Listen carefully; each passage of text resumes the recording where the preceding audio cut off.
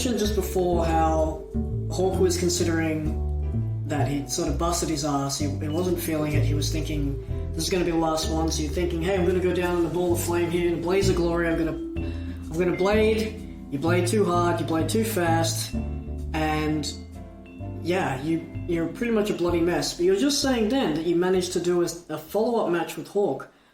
So what changed between that match that you had just then, where you bladed the first time and thought this is going to be it, to now going back there and doing it again? Did something change for Hawk? Did you convince him to keep going, or was the crowd numbers pumped up for that show? Man, I bust out a speech every once in a while in the locker room or at training, just to make the young guys aware that if they're going to wrestle in Australia, I don't call it the indie scene because it's our scene. Yeah. The indie scene is something for the States where there's no big players. Here, everyone owns their little piece of the pie. But the speech goes something like, you're not going to earn a lot of money doing what you do here. Our currency is respect. And I hold this true over the years. Respect is everything, you know, and for someone that grew up without that father figure and looking for a place to belong, when you find your pack or your tribe, no matter what it is, you want to fit in and you want to belong with that tribe. And if you can earn the other guy's respect, it becomes like a currency, sure, in a way, and that's what matters. At the end of the day, like, yes, we're entertaining the crowd, and you can earn the crowd's respect too, and those moments are cool. Yeah. But man, if you earn the locker room's respect, there's no feeling like that feeling of belonging. Okay, I belong to this. And I think, like I said, we were wrestling with killers. Man, the dudes that go out there and do crazy shit, man. Like, and how we survived, I don't know. And Hawk would come up with ideas for matches that he was looking at for that draw of, holy shit, like Evel Knievel style, man. Like, yeah, come and see the swinging barrel of death, or the barbed wire match, or the fucking Junkyard Bash, which was us wrestling on cars, which shortened everyone's careers, man. Like, yeah. Including mine. We might get to that down the track. Yeah. But I think by gigging, getting smashed by the gravedigger, and coming back, and what that did was create. Not only did my promo wasn't that bad, but it did generate some heat. Coming back and them spilling all that blood gave people something to talk about. Right. So it generated that, holy shit, like, is that dude going to be back the next show? And if so, what's he going to do to the grave? Or what's the grave digger going to do? Because he lost the match.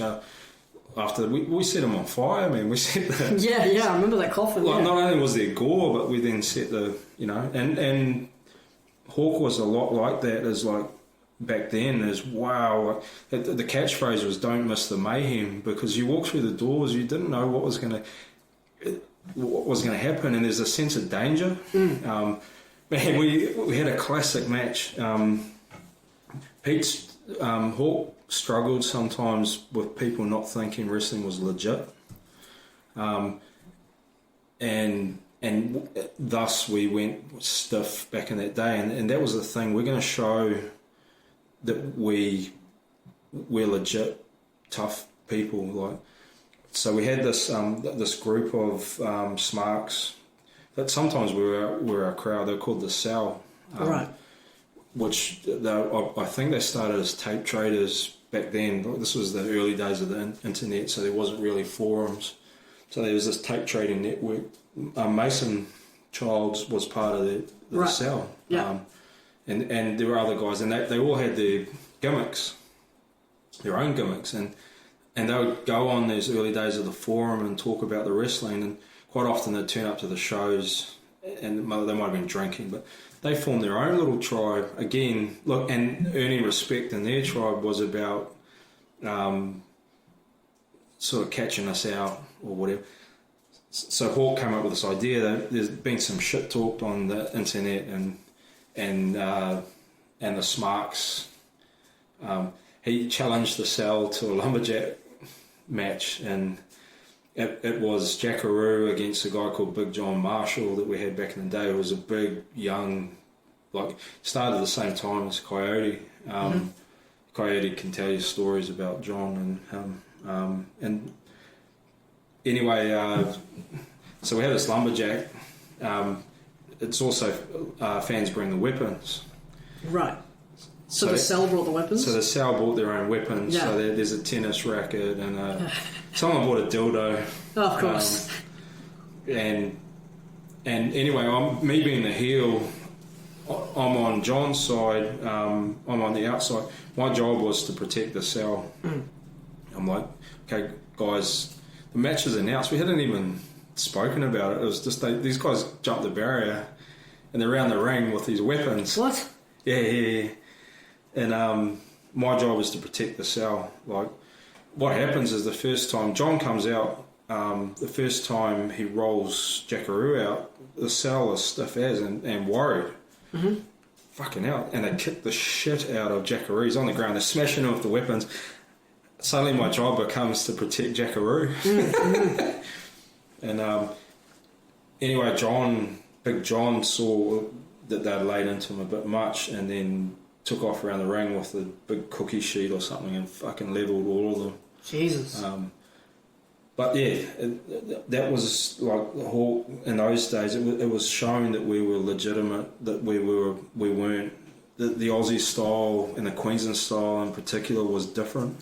It was biff and bang and fight and brawl and like we had a few big shows and they continued the theme. They brought out a couple of ECW guys for Major Impact 1. Well, how did that come about? Because the origins of what's now known as IPW was WCW at the time. Yeah. So do you remember how the transition came about between WCW to Major Impact? Man, I can't remember, and Cruz would probably be a better person to ask because, like, you know, it was him and the Hawks company back then. I'm not sure, but all I know is that we ran Major Impact.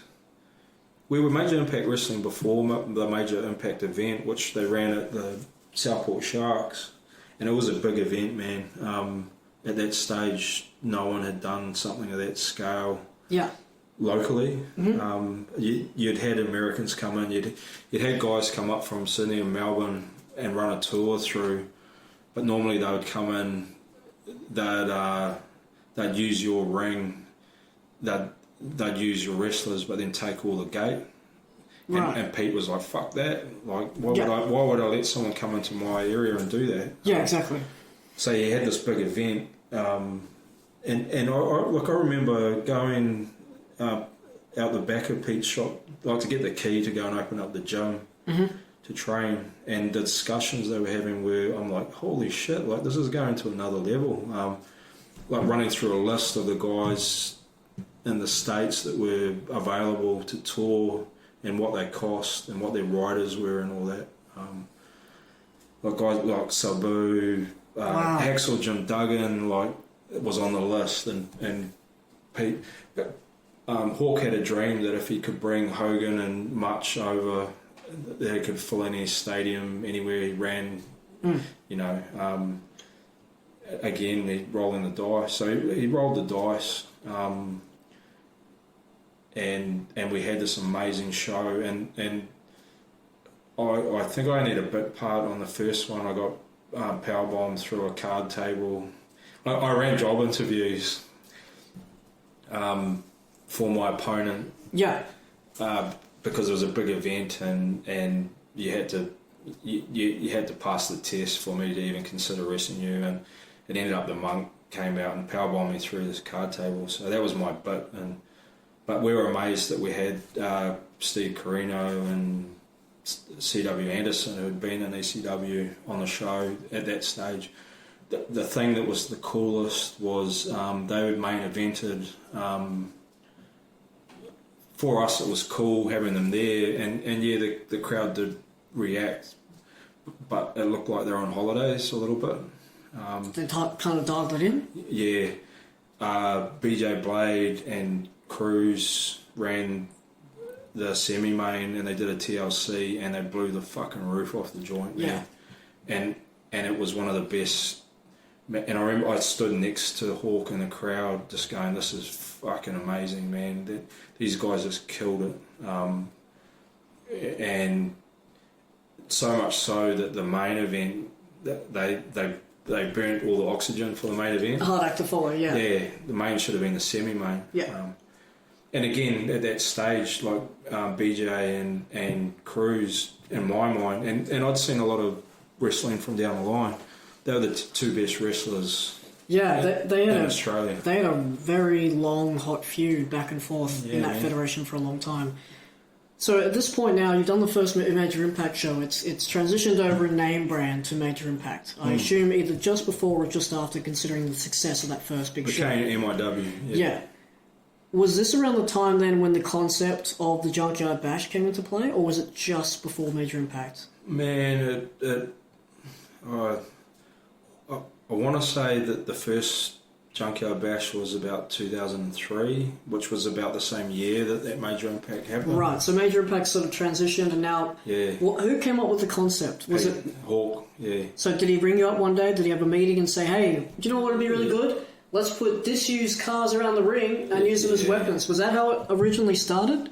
Yeah, it was something like that. Like I said, he was looking for a point of difference, and Hawk loved cars, man. Like he'd been a stunt driver, and it just seemed to be a good marriage. Man, we didn't know what we were getting. I wasn't actually in the first one. I can't remember what I did on the first one. For whatever reason, I didn't go in it. Because you had a pretty bad run-in with the second one, if I remember correctly. No, it was the third one. The third one, okay. So I remember being backstage for the first one, and man, when you wrestle on cars, and it's legit, there were no gimmicks, man. Legit glass, legit metal, aerials, and there were some brutal injuries. How did he organise that? Was that just a ring the mechanic? And Hawk had a friend who owned a junkyard, and he paid him for 3 cars, and then they'd come and pick them up the next day. All we had to do was push them out the back. So the first one, Scorn was on the scene then. Talk about earning respect. Scorn had done a match leading up. I want to say that Scorn was part of the cell, or maybe involved with the cell somehow when he first got involved. Okay. And then he trained. I remember early on in his career, he did a match where he dislocated his elbow, dropping an elbow off the top. Wow. And on the footage is brutal. He gets up. He wasn't happy with it. He goes up again and drops a dislocated elbow on the guy who's wrestling. And so Scorn's in the Junkyard Bash. We had Dallas, who was an absolute monster. Dallas Mee, ex-NRL player, big boy, strong, could do things. Like in my mind, he was our version of the 80s WWE star at that stage. Like, just looked like a legit, like a big wrestler, and was strong but agile. He was in the Bash. During the match, Dallas picks Scorn up and drives him through the back windshield of the station wagon. Just runs at the back thing and smashes Scorn through. No gimmick. When Dallas pulls his arms out, he rips all the tendons out of both of his arms. Wow. And Scorn had a dislocated elbow as well. No, Scorn had dislocated his elbow prior, like in a previous match. This was a new match. So He'd gone out again. Yeah. No, yeah. And yeah, so there's that sort of stuff happening, and I went into the second one.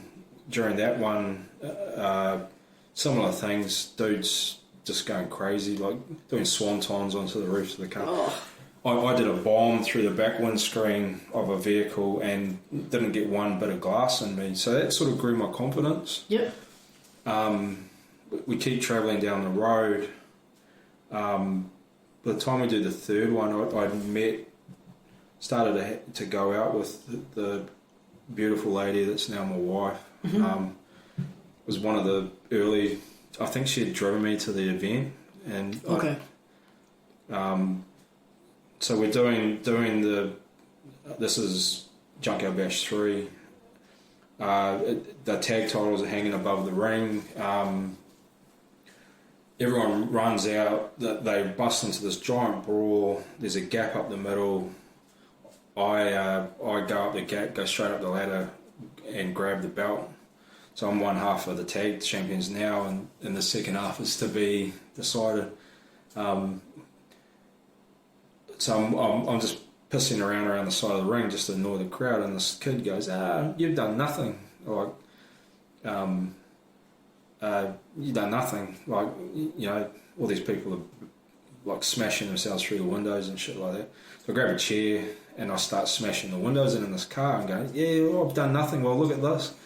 He goes, I could do that. Oh no. I said, yeah. I said, well, can you do this? And I crescent kicked the back window on one of the cars, and so what happened is my heel went through and smashed the window, and then I impaled my calf on the glass at the top. So when I pulled my leg out, I just split my calf straight up the middle, and I went, take that, and then I looked down and I went, fuck. My wrestling career is over. Yeah. Because my calf's hanging out, and the front of my shins all split open. Oh no, yeah. So I lump out the back.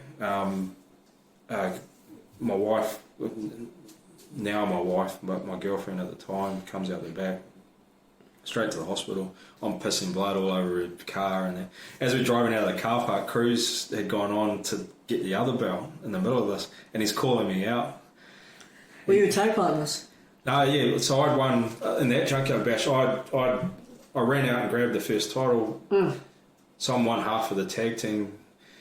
Cruz battles through the rest of the thing and then wins, and so we're now tag partners. But I'm driving away off to hospital. Jesus. And then I spend the craziest night of my life in OBS in the hospital with. What do you mean craziest night of your life? What happened? Oh man. First they're trying to get the glass out of my leg. Yeah. And Saturday night at the Gold Coast Hospital back then was crazy. What year is this? 2005? 4? 5? Yeah, something like that.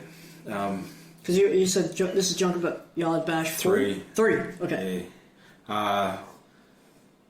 The lady that as an intern is looking for the glass. The anaesthetic wears off. I can feel her scapuling through my muscle trying to find it.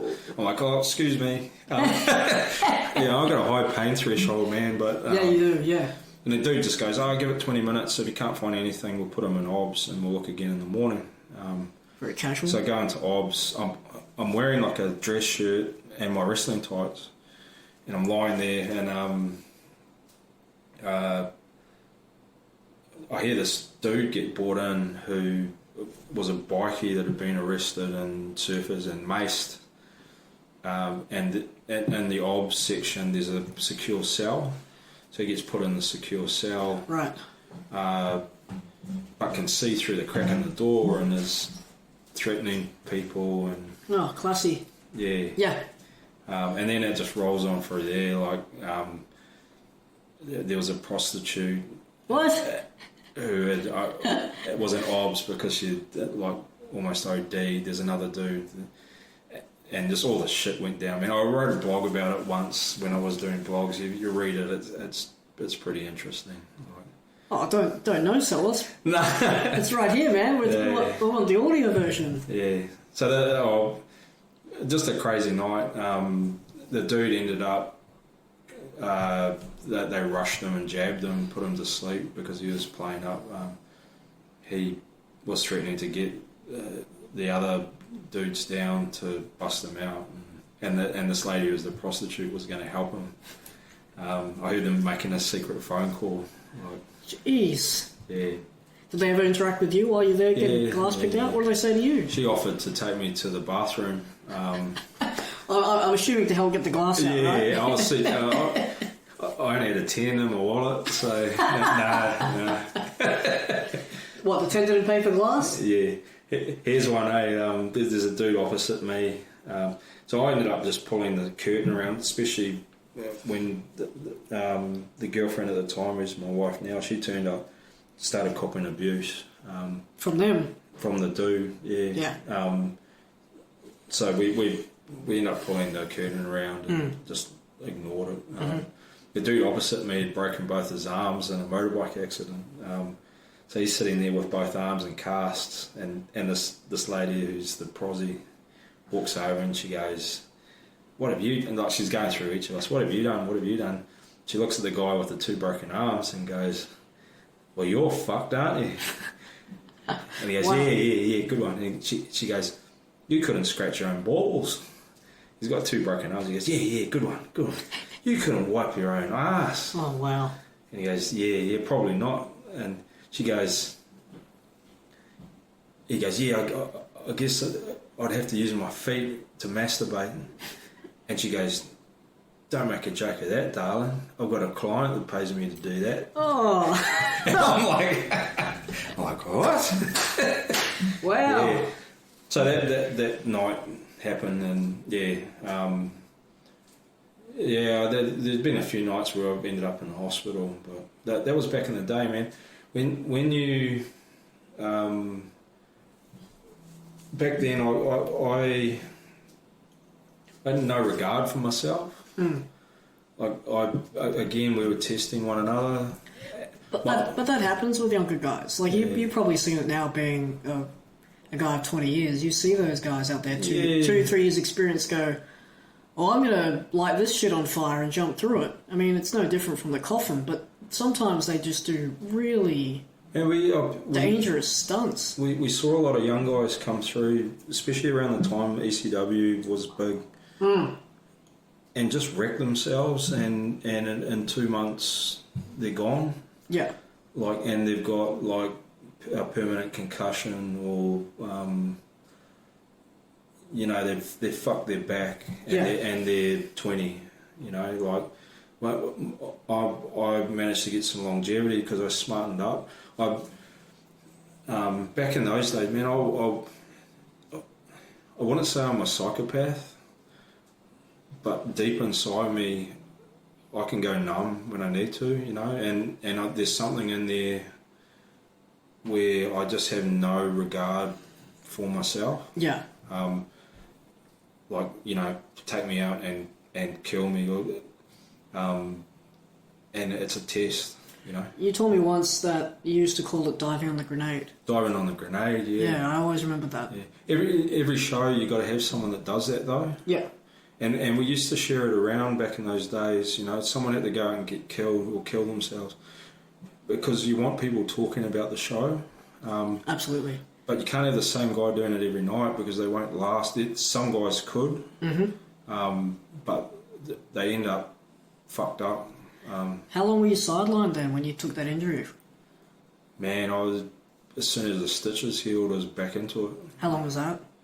Oh, I don't know, man, a couple of months, yeah. My first 5 years, I wrestled, and early on, I wrestled every month. And again, I had that bulletproofness, like, fucking do stupid shit and be fine. At this point, you're 5 years in, but you were telling me just before we started recording that, were you doing 2 characters at this point? 3. Right, Yeah. So you had, because at one point you had shock therapy with Cruz, who was doing Violent Bill, and you were Bob, is that correct? Other way, yeah. So you were Bill and he was Bob. Who came up with that concept? Was that you? Me, yeah. So what was the mindset behind that? Because you had already established Sweet Assassin. He was already over as Cruz, the hockey like madman. where did the concept of, hey, let's get these two skull-faced, pajama-wearing psychos and let's just go out there and just do silly lunchbox gimmick, like comedy stuff. Where did that come from? That come from the aspect of, okay, I'm getting booed, I'm a serious sort of foreigner here, like from New Zealand, I'm getting heat, everyone boos me, that's my role, I'm making the good guys look good. Did this character come from a place of, man, let's just put that on pause and let's just go out there and just have silly fun? Nah, man, when, again, we had killers in our locker room, and I remember approaching Hawk and saying, man, I want to go a bit more hardcore. Like, what year was this roughly? Was this? Oh, maybe 2004. Okay, so after you'd recovered from the junkyard? No, I'd done Junkyard Bash 2, we did as shock therapy. What had happened is I've got that, I had that thing inside me where I had to prove myself to the killers. Yeah. To fit in and earn their respect. And I don't know, man, like maybe there's something there with that looking for the father figure thing. Like Hawk had become my father figure, you know, like, and he was that sort of dude. Man, he used to go out, set himself on fire, and it was about being a man's man, you know. And at that stage, the sweet ass character, I was a ladies' man, I wasn't a man's man. Right. So that's how I got my heat, was being this good looking dude that used to lap dance ladies, and that I wanted to test myself and do the hardcore matches, and Hawk wouldn't let me. He said, nah, you're too good looking, no one will believe it. So I thought I need to come up with something that, and is maybe in a mask, that I can go out there and kill myself, but prove how tough I am, and prove like what my pain threshold is, and that it can match guys like the Monk and the Troll, and maybe even Hawk. Yeah. Never Cruise, because as far as I'm concerned, he's probably the toughest dude that's ever been out there. Yeah, undoubtedly, yeah. Yeah. So yeah, I created this character, sort of took bits and pieces of different wrestlers that I'd seen, a little bit of Sabu, a little bit of Mick Foley, the more hardcore dudes, and came up with this concept of having a character that came from an asylum and had a bit more freedom than what I'd built with being Sweet Ass. Okay. And when you're crazy, and again, somewhere deep inside me, there's that craziness, and explore that. And so it started off legit, man. Like we had the concept of, you know, the Islanders and that, or even Sabu. Like the Wild Samoans? Yeah, would come and they'd just unleash this wrestler, like Kamala or that. So I came out. I remember Hawk had gotten some stuff out of a sex shop, and there was like handcuffs. And, okay. Yeah, bring up the gun. So I had these handcuffs, and I was on a chain, and I just got unleashed in the ring. Yeah. And I just cut sick, and was violent and crazy and scared the shit out of kids with the skull mask with the hair and that. And what happened with creating shock therapy is I went to Melbourne with the girl I was with at the time, and there's a show on it somewhere, and the character was so cool, and that it was, when you have that Don't Miss the Mayhem thing, the moniker for our shows, this character embodied it. It was just nuts, man. Like the character would just jump into the crowd and will rummage through willy bins, or it would end up in the kitchen, or you just didn't know what to expect. Yeah. So that was strong. I left the mask behind. Troy Cruz picked the mask up, did it for that show that I was away. After you did your leg? No, this was prior to that. Yeah. And then I came back and he goes, man, that character was so much fun. I want to keep doing it. Oh, so you didn't have to convince him. He covered for you, and then that was it. Yeah. Oh, wow. He enjoyed doing the character so much. I called it Violent Bob after Silent Bob. Oh, really? Yeah. Okay. And they built this myth around it that the character was on day release from an asylum, and it was actually therapy to bring this character to shows and unleash them in the ring so that they weren't so violent. Yeah.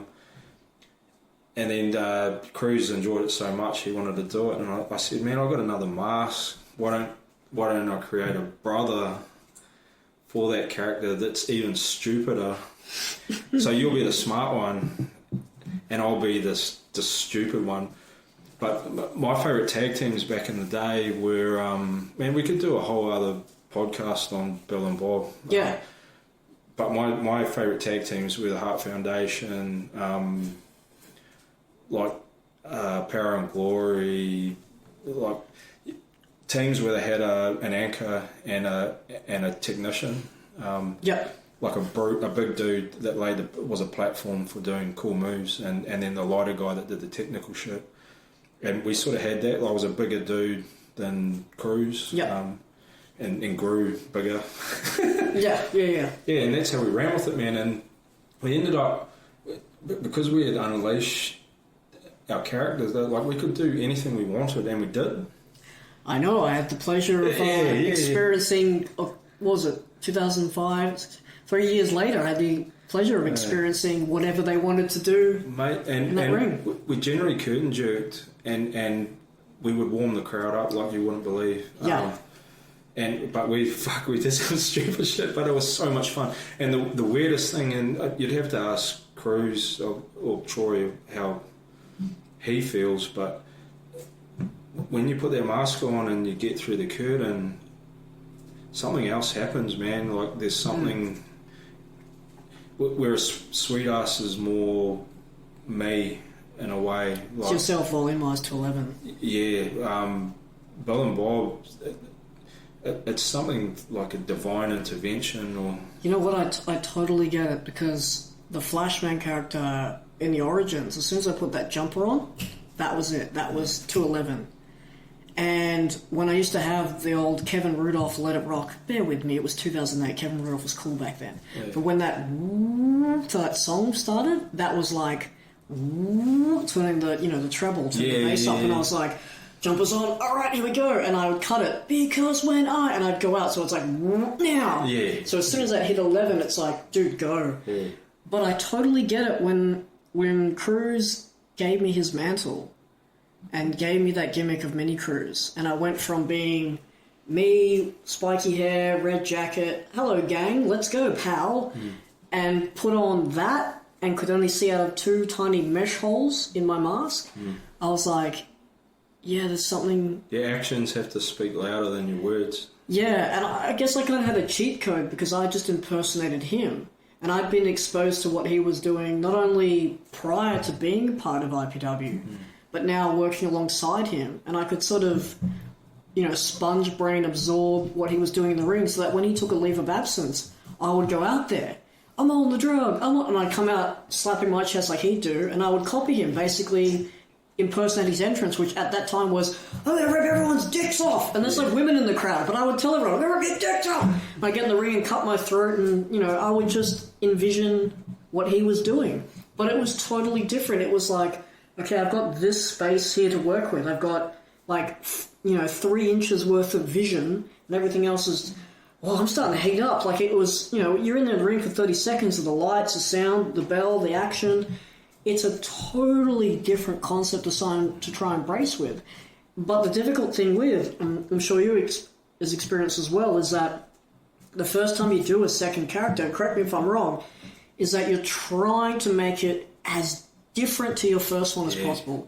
Because you do not ever, and I will get to this in a second, but you do not ever want your second character for people to go, oh, that's Sweet Ass in a mask, because then it's like, fuck. Yeah. And I remember the first time I did Mini Cruz without Cruz there, God bless him, I came out to the ring to have my match in his famous maroon office chair that he would always have, and I'll never forget it. For some reason, he insisted.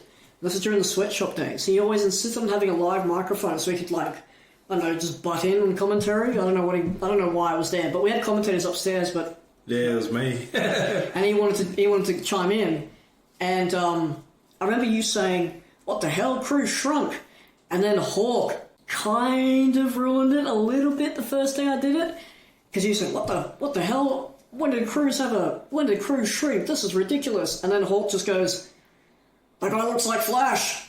And I went, oh, no. And I stood there at the mask, and I'm thinking, damn it. And I couldn't react to him, because if I reacted to him, then it would be almost like accepting that what he said is true, and everyone goes, "Oh, he's reacted. Oh, that must mean it's true. Oh, we don't care anymore." So I remember looking straight ahead at my opponent and just having this eye twitch in my mask going, damn it. But I don't know why he said it, but it was obviously wasn't meant as like a bad thing. But I think he meant it as a compliment to be like, "Oh, that guy's the same size as him." Like the same size, being like this. Now we have two small wrestlers. But the way he said it sounded like... He's probably like, work harder at not being Flash. I think I was... that's probably it too. I think I was literally standing up and doing similar actions as my normal guy. So I totally get it when you say, man, being in the mask is different. Like, I was talking before about how impressed I was with the way you could mimic. And what made me impressed was the detail that you went to, like every little gesture in that. Yeah. To get a second character over, you have to think like that. Mm. You got to change the way you walk. You got to change your style. So whereas with Sweet Ass, I like doing more technical. Well, back then I did. Again, wanting to be Bret Hart, wanting to hit technical moves, and whereas with that second character, it was more brawl and fight, and so even the moveset changed to being more bash and crash, and I think I used to use like a pounce. We come up with some brutal moves, man. We come up with like a brutal double crossface mandible claw thing that we called Happy Times, where we'd fish hook, we'd crossface an arm each, and then fish hook. Yeah, and then lift the person's face up, and then fish hook. And fish hooks are illegal in the UFC, man. Early days, you could kick people in the nuts. You couldn't eye gouge, fish hook. There's something else you couldn't do, but you could kick people in the nuts. I remember when I started, we'll get to it in a second. But I remember when I started, I was thinking, whoa, like this is a different way to start. But I remember being about maybe 4 to 6 months in. And much like you mentioned earlier about getting powerbombed through a card table by Monk. Monk, yeah. 6 months in, I had seen either a new class of rookies come through, and they did the card game, and they were like winning, and then the crowd rodeo poker we used to do. Yeah, and the crowd was going, "What the fuck is this?" And I remember hearing the crowd sort of start to mumble and grumble about like, "Yo, like, what the hell is this? Like, we came to see a wrestling show. Why is there people playing poker?" And then out of nowhere, it was like, "All aboard!" And Ozzy Osbourne's Crazy Train came on, and out comes Shock Therapy, and we're peering through that side window that was at the Bicentennial Centre. Yeah. And I'm looking through it, and I'm like, "Yo, Shock Therapy's a part of this?" And they're like, "Yeah." And I'm like, "What's going to happen?" And I remember like Brandy and Kelso being like, "You just wait and see what these dudes unleash." And I remember seeing some dude go through the table, and that Party Man. Oh, was it? Yeah. Not back then. Yeah, I think we put Party Man through the table. Bicentennial Centre? Yeah, or it could have been the early days of RIP, actually. And I think it was that. It was like Spider-Sam, Dexter Logic. Yeah. X Factor. I think Party Man was Ashmore. Yeah, I remember we put Party Man through. Yeah. I think it might have been Ashmore. Yeah. Maybe. So we came up with that concept that in rodeo poker, I don't know if you've seen it, but they had the rodeo clowns playing poker in the middle of a bull ring, and they just unleashed the bull. Yeah. That's what it was. So we had rookies. We called it rookie rodeo. Yeah, because they were playing cards, and then that would come on. You guys would circle the ring. Yeah, and we just pick whoever, and then one at a time we'd drag them off and beat the shit out of them, and and then until there's a winner, and then that winner would get the contract or something. Yeah, as soon as they got the contract, it was like through the table. Yeah. Yeah, but I remember seeing that fishhook then, and I'm going, yo, I'm so glad that wasn't my origin. Yeah. So you created that 2004, 2005. You had the Junkyard Bash where you cut your leg. Yep. I came in. So from 2005 to 2008, there was another transition with the company. Yeah. Not only did you guys rebrand yourselves, but I know that you, and this is the question I want to ask you, because you have a very first-hand, if not a responsibility, of transitioning the name from then MIW to IPW. Yeah. So take me through that, because I know that you guys went to New Zealand, and I know that you guys came back, and I know that the South Pacific became a championship that transitioned not only with you guys, but at that time it was one that went between Australia and New Zealand with the federations. But take me through the name change, because you just said before that Hawk was considering, after about 4 shows in for you at that point, with WCW, he was going to wash his hands and be done. Yeah. You do the major impact shows, you get the guys from FSW in, Hawk goes, all right, let's keep going. That came... That's a little bit after, but yeah. Take me through now what happened between MIW to IPW. Was it another case of Hawk being like, I'm out of it, and you saying, we're not giving up? Or was there something else at play and you already had the relationship given the New Zealand tour? So the first New Zealand tour was obviously the beginning steps of having the name transition. So how did the first New Zealand tour come about? Man, there's a dude that came over for Major Impact 1 who called the Machine, Chuck. His first name was Chuck. I think it might have been Chuck Warner. He was the Auckland Hawk. He's a younger guy than Hawk, but was a mad hardcore fan, and he had started IPW in New Zealand out of the remnants of I think it was like a stunt fighting crowd or something called Mania. Right. Was he was running it from the beginning, or did he take over it from someone else? He over there. He was a quite high level computer programmer, and he had a fair bit of money and enough to travel. But the scene in New Zealand wasn't really that big, right? So he was looking for places to wrestle. So he came over here and wrestled, and he wrestled on that show against Dallas Mead, and Dallas could manhandle anyone that we had, and the Machine matched them, and they had a wicked match too. And then we partied and became good friends with, and then did a few New Zealand tours, and I sort of got quite fond of Chuck, and he actually introduced me to Jack Daniels, which. Oh, God bless you, Chuck. So that all sort of happened. Along the way, there was a point in time where there'd been a falling out in MIW with some wrestlers and Hawk. Do you want to pause and talk about what happened then? Because that would have been either Dog Riot. Was that XSE or was that XSE? Yeah. The beginning of PWAQ. This was the first, so the first sort of breakaway. There'd been a show that we'd done where Hawk had, I think he used to have a little Shih Tzu dog, and we were doing a hardcore match or something, and he used the dog as part of what he was doing. Why? Because he could. And from what I recall, someone in the crowd took exception to it, and they were a family member of some other people, and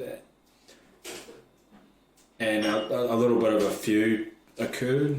Okay.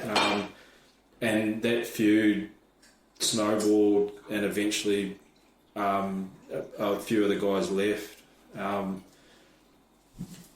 and formed XSE out of that. Like, you got to remember that Hawk was old school in everything he did, and sometimes it was his way or the highway. Like, and I remember him saying to me once. Yeah, he was very much like that when I was there. Yeah. Yeah. I remember him saying to me once when I'd come up with an idea, and I sort of got a bit salty because he wasn't running with it. And he said to me, "Matt, it's real easy to spend other people's money." And it's true, like when you're the promoter, you're taking all the risks, it's your cash, and as much as the talent have a part to play in that, at the end of the day, it's not their bank balance that's on the line.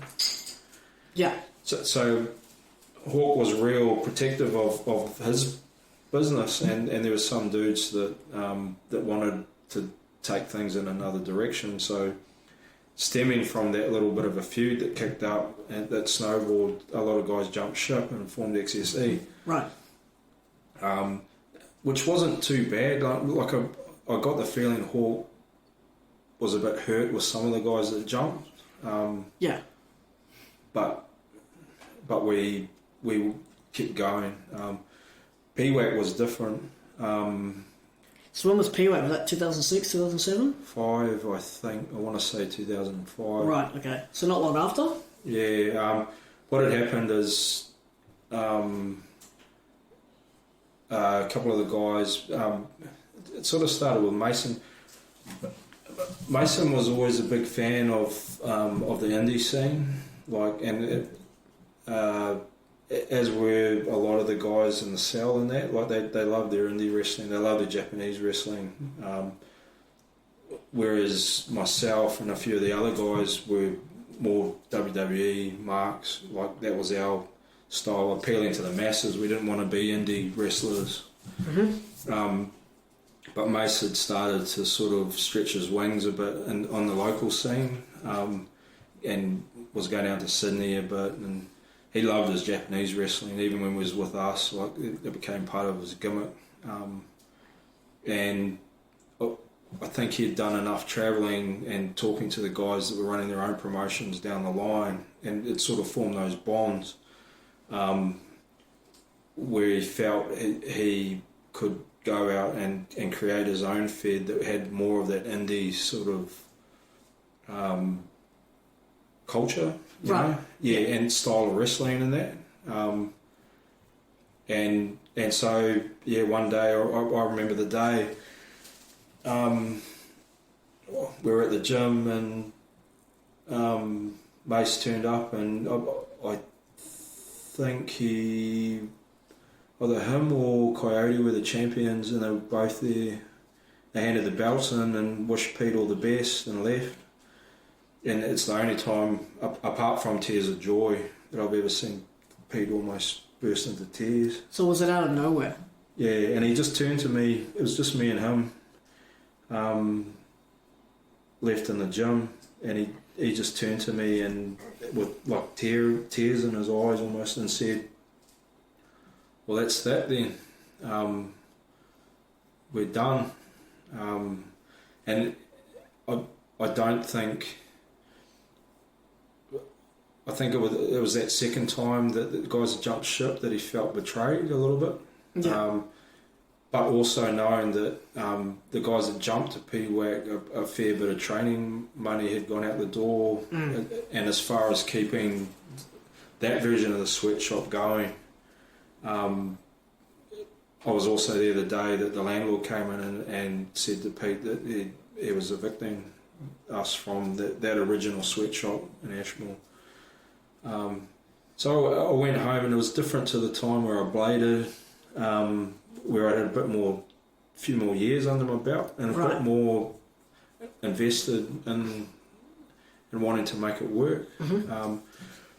And at that stage, if it had come to a finish, I would have been sad, but I was more sad for the guys that had just started, that were loyal. Like we had guys like Hercules, we're coming down from Caboolture and catching training 3 buses to get to training. Wow. On a Saturday, you know. We still had enough talent. It was just raw. Remember the funeral? Yeah. It's the old boy. The lights going on and off, everyone, and it happened at Hawke's funeral. Memorial, yeah. Yeah. We had enough talent. We just didn't have enough to run a show. So I went away and I thought, nah, fuck this. I didn't wish Mason and the guys jumping ship any ill, because again, passing that torch, Pete had passed them the torch, and then they were going to create their own legacy, which is cool in a way. But for the guys that weren't going to make that cut, and remember earlier in the piece I said everyone deserves to be a wrestler. Like, everyone brings something to the table. We still had guys that hadn't fulfilled that. So I wrote a list of all the reasons to keep it open, and I gave it to Pete. And he read it, and then he said, man, what are we going to do? And so I thought, well, Queensland is now, you know, there was that fed, there might have been some other feds starting to get going. Let's think bigger, and we can't go national straight away, because Sydney, Melbourne, Adelaide all had their own scenes, and logistically we didn't have the cash. But what we did have was a relationship with Chuck in New Zealand still. So I remember ringing Chuck up, had a big conversation all about wrestling, and because they were getting decent crowds over there. They'd gotten TV up and going, and we were making a real go of it. And their shows, as far as I was aware, they were making money. So I had a good talk to him about wrestling and how he went about it. And out of that talk, I said, man, let's formalise the relationship, and maybe if we can create an Australian version of IPW New Zealand, we can have this Australasian Federation, swap talent, and then that's bigger than either scene. You know, it's something that it's a market difference. So we did. Pitched it to Pete. He hated it. Oh, great. he hated the idea of it not being major impact, because that was you know, part of the history, and there were some successful times there. So yeah, I remember we went round to his house. Troy Cruz came around, Pete's son. Pete said he would only continue if Cruz agreed, and we ran it past them. And you'll know, Cruz is brutally honest, and he was brutally honest. And he was having some success in his own business life, so he gave Pete some advice, and we agreed that we would keep it going and change the brand to IPW Australia. Yep. And Machine was fine with that? Yeah, oh man, he was excited, and we created, we took our South Pacific title, it was the South Pacific title, and we turned it into a true one where we defended it on both sides of the Tasman. Yeah. And that was cool. And we were off, and it went through. We got that next wave of wrestlers trained. Yeah, so I was going to say, at this point now, you're starting to get an influx, because a lot of guys have left at this point. Mason, Cody, Sorrow, Jake Nova, aka Barbed Wire at that point, and a few others had gone with XSE and PWAQ respectively. But now you're getting an influx of guys like Kelsey Cahones, like Hercules, like Brandy, like Phoenix, like Minx, like Rebecca Lane. Dallas and Island Boy was still there at this point. Dallas had come and gone at different points because of his injuries, but he'd come back at this point. Sai had been in and out at this point, he'd come back. Blizzard, Mystery, and eventually you get up to the point where you transition from IPW, you're at the Bicentennial Centre, you go from Ashmore PCYC, you go to the Bicentennial Centre, and Blaze and yours truly come into the mix. Yeah. Now, much like just earlier on when we were talking about shock therapy, this is another thing I want to get your influence on and your opinion on, because I've spoken to Scott Black, Grave Tevin, who I ended up working with at 31 Digital doing a late night show, and he was commentating at the time when this segment happened. I've spoken to Cruz about this segment, but now the final piece of the puzzle is you, man.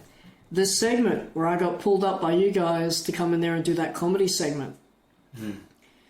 You were there ringside for this moment. What was your thoughts on little old me with a gigantic red jacket doing Michael Jackson's Billie Jean? Man, I was in the ring. Yeah. But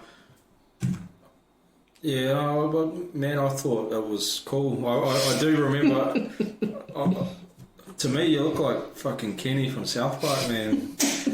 You know, I'm like, who the fuck is this? And next thing you're dancing and moonwalking and shit, and I'm like, man, like those other poor little kids have got no show of winning the prize. And so we'd done a lot of dance offs, and they're always fun. They're a good way to G up the crowd, but you just took it to another level, man. And you sort of stole the show there a bit, which is hard to do against Bill and Bob. Well, it was one of those things where I was sitting in the crowd and there was a bunch of kids that were in there, and you guys needed 4 kids, and you guys had 3, and there's another kid there, and he was too shy, and his dad was trying to tell him to go, and he didn't want to go, and then I was with Blaze's family, because that was Blaze's first show against Ash, and I thought, and they all said to me, man, you should go in there, you should go there and do it, you should do it. And I thought, man, if there ever was a time to get in the ring, because I didn't know at that point, but I knew if I did this segment and I was given the thumbs up, that hey, at the end of the day, at least I got inside a ring.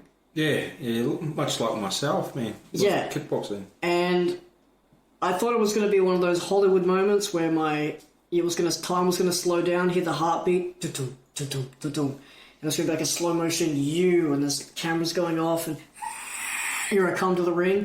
Man, I remember putting my hand up.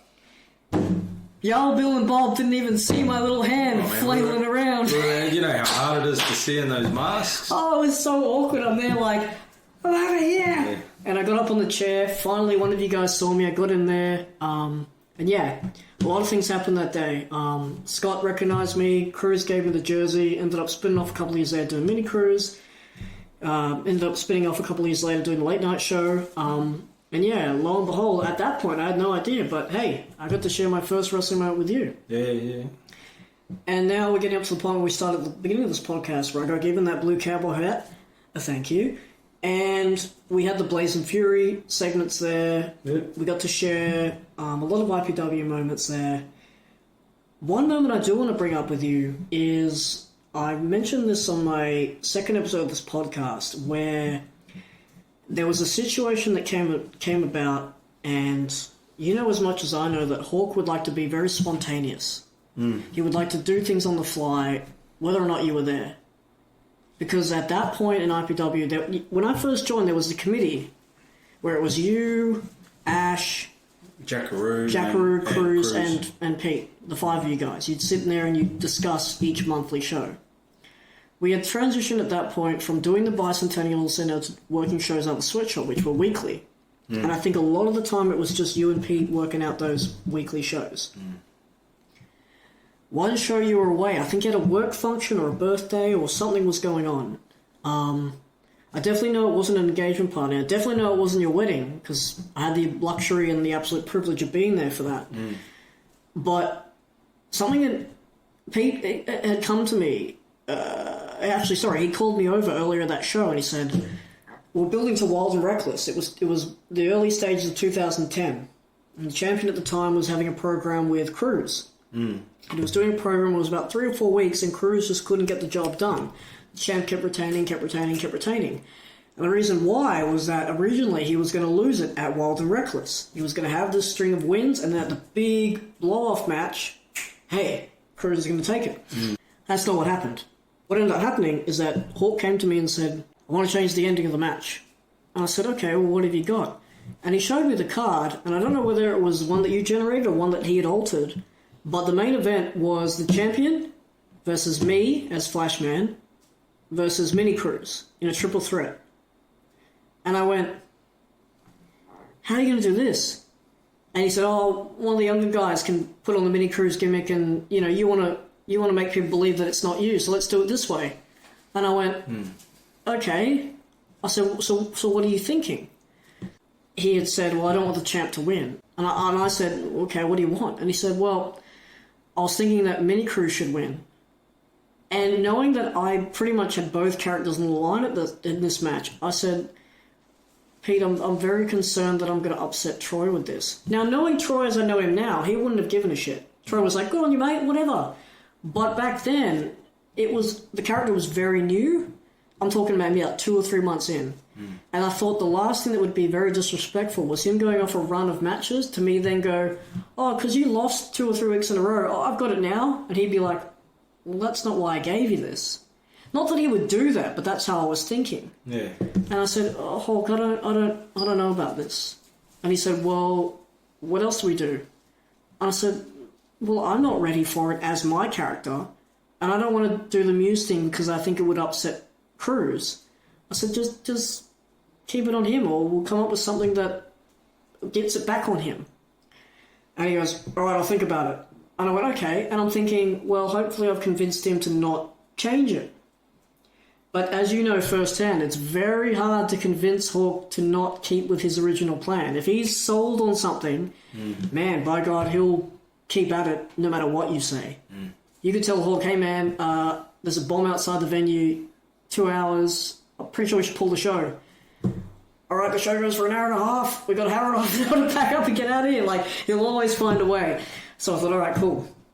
So I sat there, and the pre-show meeting happened as always. And at the end of the show, he ran through the main event. And he said, all right, and winner and new heavyweight champion, Flashman. And I was like, no.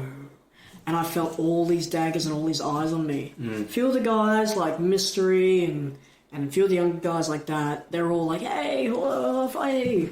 And I was just like, no, this is not how I want to do this. So the match happened. I locked the champion in the stockades. He got a 10 count, and hey, new champion. I remember ringing up a lot of people after that. Rang up my family, rang up Poison, and I rang up you.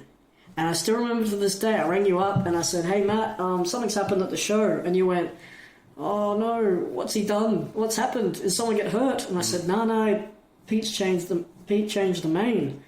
And you went, oh, what was it? And I said, oh, it was the champ versus me versus Muse. And you went, what? Oh, who ended up taking that? And I said, me. And there was a long pause and you went, oh, that's put a spanner in the works. Yeah.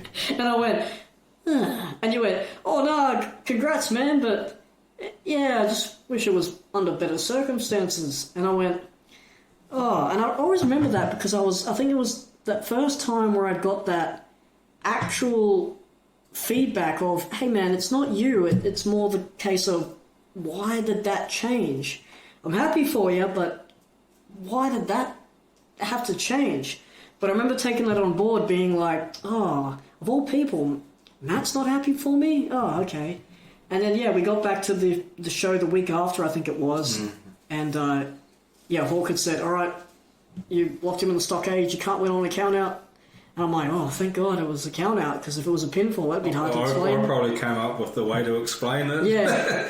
We used to have mean meetings, like real good booking meetings, and Jackaroo put it best one day where I was talking before about how wild my imagination is, and I get carried away, man, but it always comes from a good place as far as wrestling goes. Like I like the big picture, and I like everyone, like when I was booking, everyone to know what they're doing and where it's leading. Sure. And when everyone on the card knows that they're motivated, they work as a team, because they go, oh yeah, like I might not go over this match, but it's been explained to me where I'm going as far as this angle goes or whatever, and they'll put energy into making it work. So I was at this crazy end of the spectrum where I come up with all these wild fucking stories. Yeah, because you were doing weekly shows at that point. Yeah. Yeah, and how doing that book, and then Pete was at the other end of the spectrum, where he's the boss, and like I said, man, all the respect in the world to him as far as it's his money on the line and his livelihood, and it's his right to determine what happens on the show, and it, to me, it showed how much faith he put in me to give me some creative control, which is cool. Cruz and Jackaroo work in the middle of our two extremes. Yeah. Where Hawk was all about the shock, and they wouldn't see this coming, and if the locker room doesn't expect it, then it's legit. Whereas I'm detailed planning. Yeah. Everyone knows, you know. And then so Cruz and Jackaroo had this role to play in the middle where they sort of help Hawk and I merge our ideas, and that's where the magic happened, man. That's where the chemistry is. What would happen, because you wouldn't get a show that's too nutty on my extreme, and you wouldn't get a show that's all on the fly, you know. And when we did it right, man, we had some really cool shows. But yeah, that's how that worked. But yeah, once in a while, I might plan something, and I would have only said that because we would have discussed about next month or the month after what was happening with leading into Wild and Reckless. Yeah, and then the spanner being thrown in the works would mean we have to come up with something else. Yeah. Always, even when you are wrestling, you got to leave room for the magic. Sure. You know, and the guys these days that fucking over choreograph shit and script and can't work on the fly. Like I've met a few guys where we've worked the show and they go, so what are we doing start to finish? I go, man, we'll go out there, work a start. We know who's taking the match. We'll work the finish. I always had a rule that if I was taking the match, I would give the other person the start. Yeah. And that way you get into it and you listen to the crowd, and you pick moments where if they're reacting a certain way, you can change things around. I try and push through with a predetermined thing. You can't predetermine a crowd reaction, man. Yeah. Yeah, it's the magic. But Pete was all about that. The Hawk was all about that legitimacy, you know. Anything can happen kind of thing. Yeah, yeah. That moment happened. We reversed it pretty much next week. We get to Wild and Reckless 2010. At this point, for me, I remember thinking, man, I'm really sore because I've only got a little frame. And at that point, we transitioned over from monthly shows from Bicentennial Centre to the Sweatshop to then going weekly shows to then get to Wild and Reckless. At that point, man, I just couldn't perform. And I was the Slam Nation / Cruiserweight champ at the time. And Slam Nation was that belt we had. We had the TV deal with Bridge 31 at that point. We'd done about 3 seasons with them. And I said to Hawk, I'm sore, I can't get out of bed. I remember Hawk not really acknowledging it at the point. And I thought about it years later and I went, who am I to tell him I'm sore? I mean, he knows exactly what being sore and all that feels like. And I remember him being like, all right, we'll change the winner. And we swapped the winner over and I dropped the title and I took 2 weeks off and I came back. And we built to what was then known as the first reunion show. We had left Bicentennial Centre, we'd now gone back to either the new or the original Ashmore PCYC. We started doing a few shows there to gain a bit of a crowd. And I remember doing this because I had to draw up all the media and the poster for it. And we drew up the concept of the first reunion show. I've asked other guys this on the podcast already, But for a guy like yourself that was there arguably at the very beginning, what was it like for you coming into that locker room knowing that there was a lot of guys there that either you had seen beforehand or you had helped train, to now almost 10 years later come back and go, wow, here's all the people arguably that I started with. What was that like? Were you a little bit anxious or nervous, or were you really excited to go, hey, where are these guys at in their life? No, it was a cool night. I can't remember who came up with the concept. It was a cool night because there were a lot of bridges that got mended. Yeah. But the coolest thing, aside from getting to see everyone, was the reason behind it was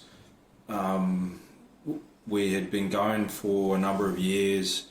There were a lot of guys who had been trained and wrestled and that might not have had that many matches, but they moved on with their lives, and a lot of them had kids, and the idea, I remember talking to Hawk, was that if we get these guys back, it's an opportunity for them to be that hero or villain for one more night.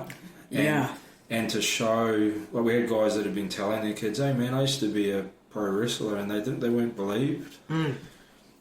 So the idea was, yes, we were going to have these bigger matches where we took some old rivalries and reignited them. Personally, my favourite thing was working on BJ, leading up to it, and I had a mad sort of professor moment of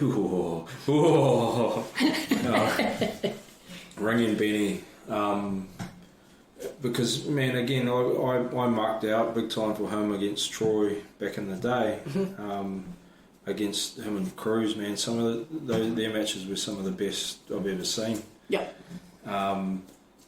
And so I remember ringing BJ and pitching to him, man, we're going to do this reunion show. And he had not wrestled in a long time. I remember he'd gone to PWAQ. I can't remember if he had an injury or what, but he'd been not on the scene. And I said, man, we had this conversation and he wasn't sure about it. Because again, he'd had his own kids. And I remember saying, man, you're a long time retired, you know, like, and the other thing I said is that BJ, you got too much talent to be sitting on the couch. That didn't seal the deal. Like, and again, I really wanted to see him wrestle Cruz, and I wanted, man, Beach. My two favourite opponents that I've ever had have been Cruz and BJ, and for different reasons. BJ and I, when we've wrestled, we're on the same page as far as the wrestling we love. Yeah. And we go out and tell a story, and it can be very basic, but it's based around getting a reaction from the crowd and being simple. With Cruz, it's an intense experience. But again, they're easy matches. I'm not saying as far as the wrestling goes, but Cruz will run that match, and you just got to be at the right place at the right time, and the crowd will pop. So I remember talking to BJ, going, man, if we're going to have a reunion show, the main event has to be you against Cruz. Because that will draw, like, it was in the back of my mind, the people that saw that match 10 years prior and that series of matches, we're going to draw them back because they want to see that happen again. And Benny wasn't that up to it. So the other alternative was Jethro, who I can't remember if Lee had moved down to Tassie at that stage. I think he had. But I think he was available.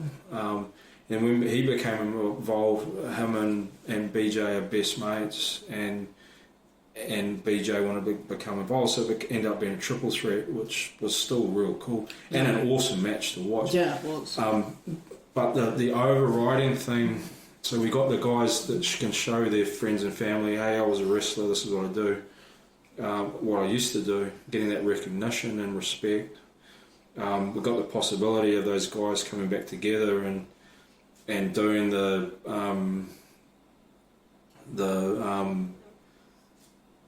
end of the fairy tale sort of thing, you know. Yeah.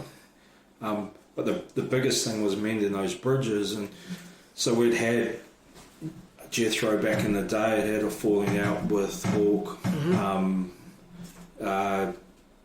At one stage, I know BJ had a falling out with Hawk. Those guys jumped to XSE, which had hurt him. We'd had Mason, who had jumped to PWAQ, which again had hurt Pete in a way. Yeah. Who was coming back for the reunion and was a little bit unsure of the locker room. I picked that up. But then a few other guys that were in that same boat. And Brandy, another one. Yeah. And a lot of those bridges were mended. Yeah. And I felt really happy for that. We inducted a few guys into our Hall of Fame. It was actually Jethro, Mason and Brandy. Yeah, and the Hawk. monk. And the monk. Well, and I inducted Hawk as a sneaky. Didn't the Hawk get officially done a couple of years later with JCAs? No, he got done again. Yeah, so I did him on that night. But Monk was that day too. Yeah. Yeah. And it was such a cool vibe, and it drew. Yeah. So we drew a massive crowd for that. And as wrestling wise, I only had a bit part to play. Like I just did a couple of silly things, but it was such a good locker room to be in. I think Ash wrestled Mason again, which is a strong relationship there, which was cool. He did, yeah. I teamed up with Herc against Shorty and Angus McTavish. Yeah. So like the guy I had my first match with 10 years later, not 10 years, 2 years later at that point. Yeah. So there's that circle of life. Yeah, very much so. Which is cool, and life doesn't always work out that way. Like there's people that have had a bad experience and gone away and not lived out their dream, but that was cool to have all that happen, and I felt really happy for Hawk. And the guys too, because again, him being that father figure back in the day, when a family are fighting, it's not a good thing, man. And so some of those bridges have been mended. And sadly, we come to the end of part 2 with the Sweet Assassin. I hope you guys have been enjoying the journey thus far. Man, what a ride it is to take a trip down memory lane, and I hope it's enjoyable for you, learn the history, not only the industry up here in Queensland, but the history of the Sweet Assassin. Don't forget, part 3 is coming out next week. And if you haven't done so already, please follow Little Man Big Conversation at LMBC Podcast on Facebook and Instagram, and LMBC_podcast on Twitter. Thanks for listening, and I'll see you next week.